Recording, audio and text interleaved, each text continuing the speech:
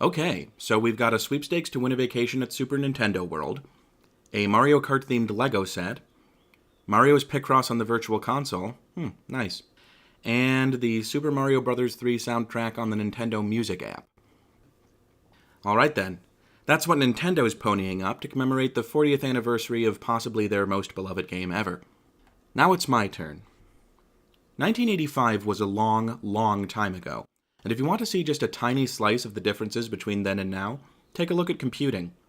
A typical low-end home computer in the mid-80s cost about $1,000, equivalent to around $3,000 now, weighed 25 to 30 pounds, and had less than 1/10,000th of the RAM and storage capacity of a modern smartphone.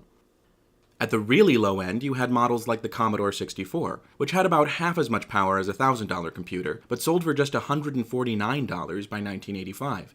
Even accounting for inflation, that's less than most game consoles sell for now.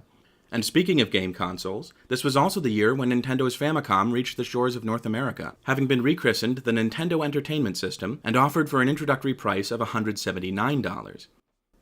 The internet existed in 1985, and had for over a decade, but most people had no access to it and wouldn't have missed it anyway. At this point, it was mainly a tool for people at universities to send emails to each other.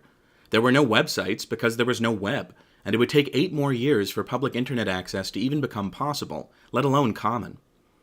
And it was into this world, a world which was just starting to really take notice of computers but wasn't close to comfortable with them, in which the mass media spreading news across the country consisted of television and magazines rather than the internet, that the NES and its 17 launch titles were released into.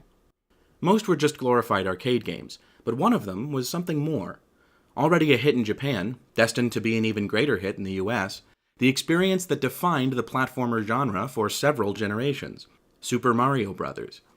Although technically it was released in arcades too, so I guess you could call it a really glorified arcade game. This wasn't actually the first time Mario was in a Nintendo game. In fact, ever since his first appearance in the arcade hit Donkey Kong in 1981, the character originally known as Jumpman had been called Mario by Nintendo of America, and had something close to his current appearance: the cap, the mustache, the pudgy physique, and of course the overalls.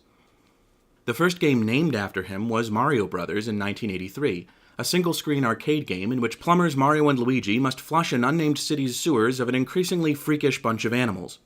He also appeared in numerous other Famicom games as a kind of company representative. Shigeru Miyamoto likened his appearances to Alfred Hitchcock's famous movie cameos, implying that Mario lived somewhere in the nebulous space between art and real life.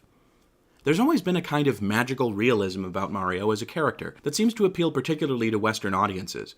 His earliest games take place in unusually mundane settings like construction sites or sewers. Now, real construction sites don't have barrels and fireball ghosts bouncing all over the place, and real sewers aren't full of crabs and mutant flies the size of people. Well, maybe in some cities. But the point is, these places start with gritty realism, and then overlay it with fantasy. And Mario's cameo appearances reinforce this. Whether he appears as a referee, or a golfer, or a construction worker, he's always just some ordinary guy who every now and then gets swept into a nutty predicament. With Super Mario Bros., on the other hand, this situation is flipped. The Mushroom Kingdom where it takes place is a fantasy world. It has magic and floating architecture, and suddenly Mario can jump like 3 times his own height from a standing position. But the kernel of realism that grounds this experience is that you're still playing as Mario, a character whose design draws much more from real people, and working-class people at that, than from fantasy archetypes. I'm not trying to undersell the mechanical appeal of Super Mario Bros. Here, by the way. The main reason for Super Mario Bros.' massive success is that it's flat-out fun, in a way that previous games had barely managed to scratch the surface of. But it takes more than that for a character in a video game to become an icon, and Mario had that star quality from the very beginning, as you can see in the media and merchandising bonanza that developed just a few years after the initial release of the NES in the United States.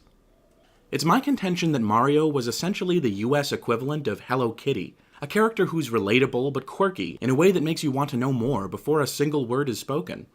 What these characters have in common is that they're evocative.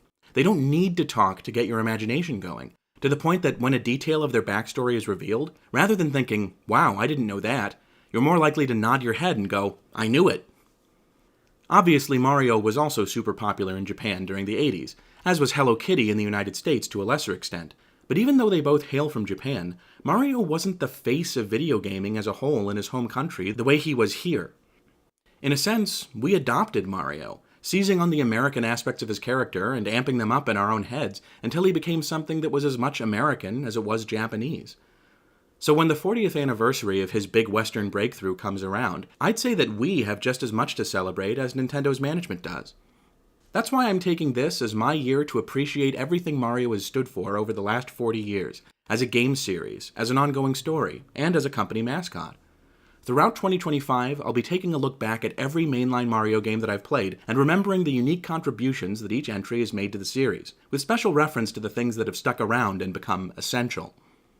Before I start, though, let me fill you in on what to expect from this series of videos.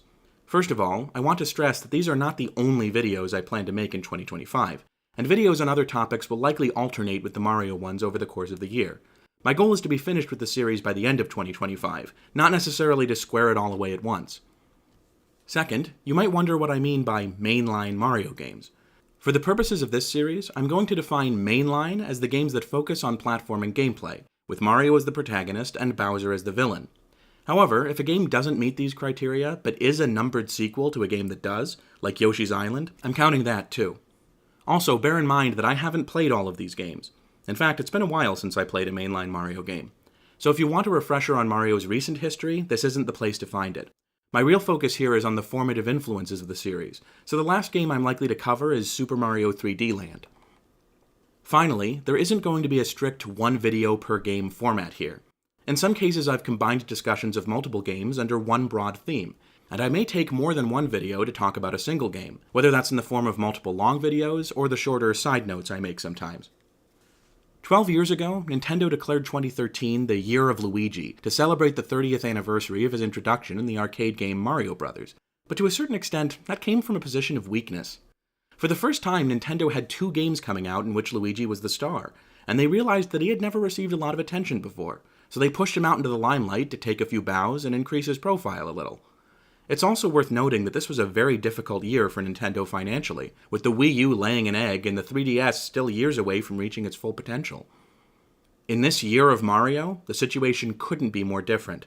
Nintendo is riding very high, with an exceptionally well-received mainline Mario game less than 2 years in the past, along with a blockbuster movie release that almost outsold Barbenheimer, and the anxiously awaited follow-up to their highest-selling home console due to come out any month now.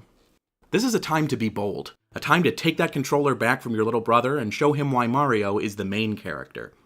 I may be taking this time to look back at the peaks that Mario has reached in the past, but at the same time, I'm looking forward to what this year has in store, and I hope you are too.